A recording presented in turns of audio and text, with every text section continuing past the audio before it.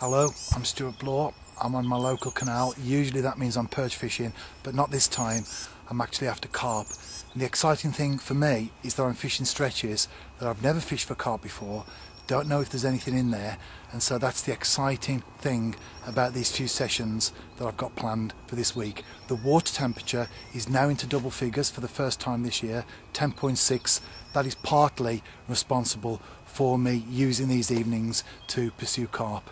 So I'm in a nice stretch for my first session.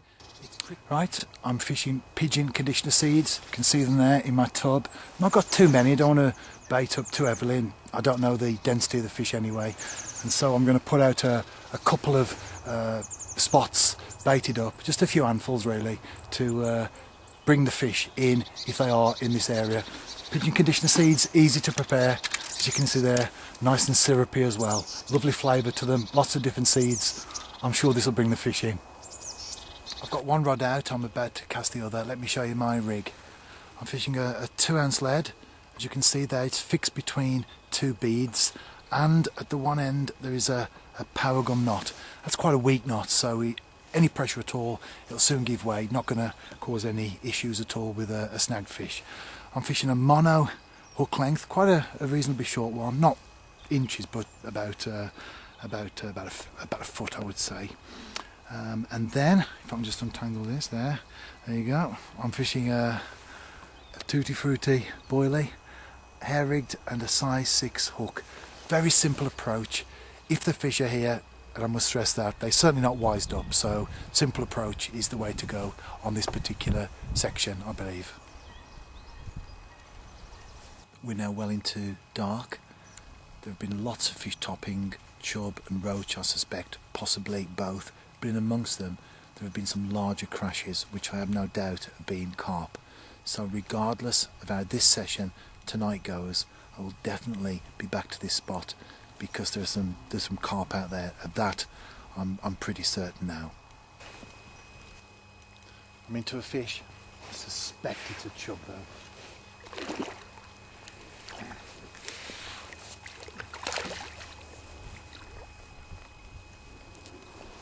Yeah, as I thought, a chub.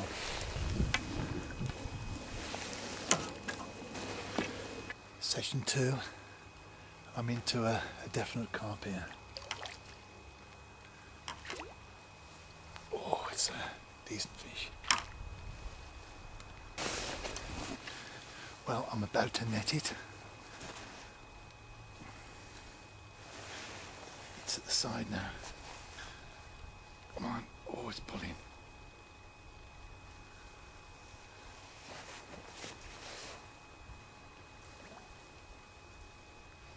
Come on.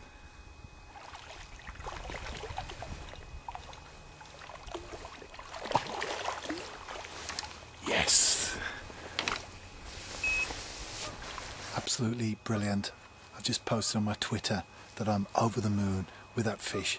And of course, what makes it so special is not the size. It was probably just a scraper double, if that really. But what makes it so special is that it's come from a place that has no history. I don't know if there's any carp in here.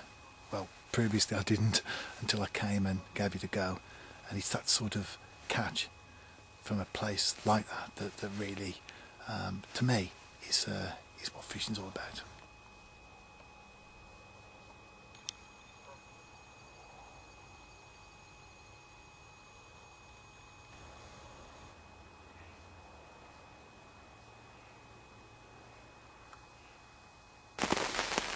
Session 3, and I'm back on the canal and I'm in the same spot. Didn't expect to find anyone here, of course.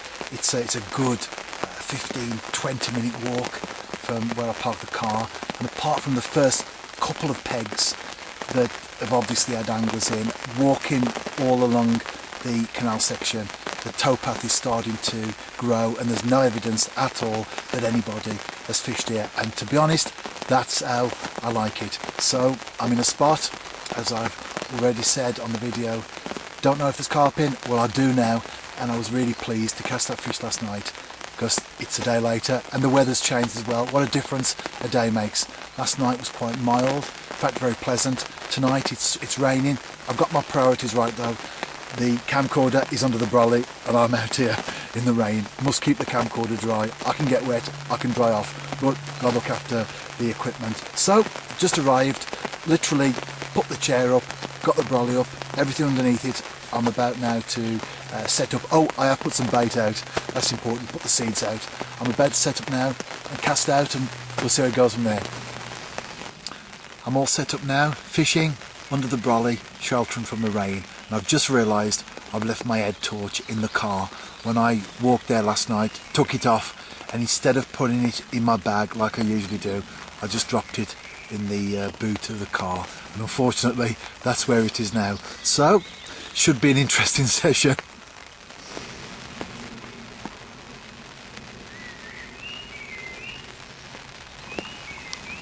As you can see, there's a little bit of water movement on the canal at the moment. I wouldn't have thought a boat was coming through this late.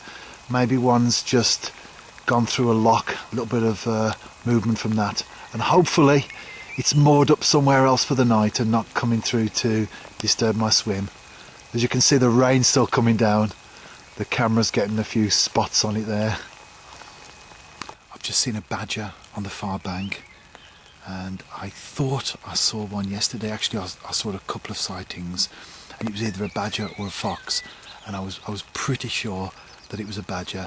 I did look closely. It was well into dark by then. I was looking at the silhouette really of the animal against the top of the far bank, but I've just seen it, and it actually saw me as well, unfortunately, and I was desperately trying to pull the camcorder across so I could capture it on film, but hopefully I'll be able to get it before it's dark. But either way, it's a good excuse to come back here, isn't it?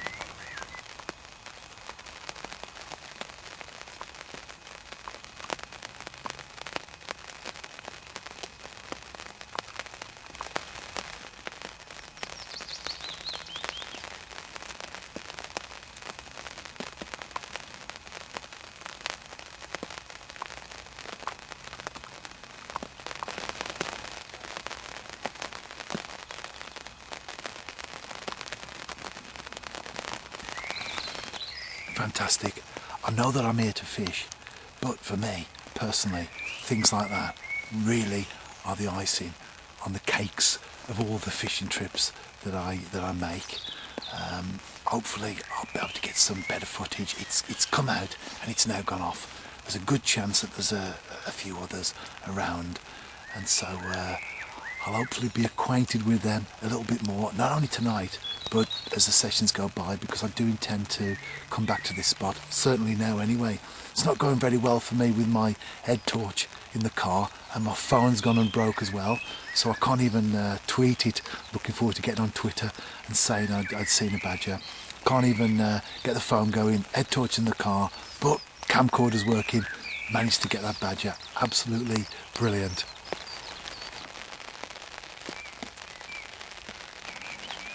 That brief footage there was actually a second badger.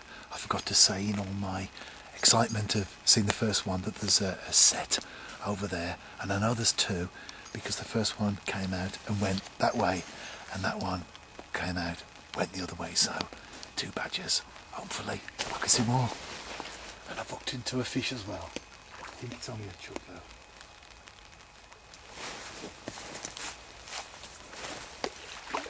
Yeah, it's a chub. It's midnight now and it's time to pack away in the dark, although I will use the light from the camcorder to help me. I've just been watching the badgers again, two of them together on the skyline, and as I was watching them, a tawny owl flew directly overhead, only a few feet really above them, into trees just further down. Priceless, isn't it, to see things like that? You couldn't buy that sort of experience. As anglers, we're out and about, nice and quiet, just sitting there. Those are the great things that we get. Memories, couldn't capture them on film. Of course, it's too dark for that. But in the mental memory, those things will live forever.